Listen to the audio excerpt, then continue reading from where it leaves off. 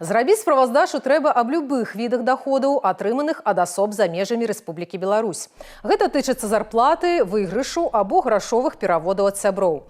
Паступленні ад блізкага роднага не абкладаюцца падаткам незалежна ад сумы. Што тычыцца продажу маёмасці, калі на працягу каляндарнага года фізічная асоба прадала 2 і больш легкавых аўто ці 1 грузавы аўтамабіль, неабходна падаць дэкларацыю.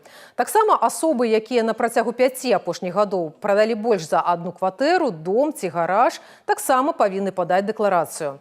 Калі размова ідзе пра іншую нерухомасць, гандлёвыя, офісныя і адміністрацыйныя памяшканні, то дэкларацыю трэба прадстаўляць нават пры першым продаже. Физические лица, которые получили в 2025 году доходы от источников Республики Беларусь в сумме, превышающей 220 тысяч белорусских рублей, должны представить налоговую декларацию.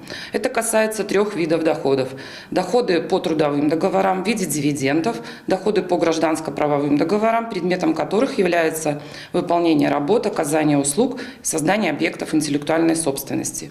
При этом налогом по ставке 25% будет облагаться не вся сумма, а сумма, превышающая 220 тысяч белорусских рублей. На основе прадстаўленай дэкларацыі спецыялісты разлічаць суму падатку і да 1 мая накіруюць паведамленне.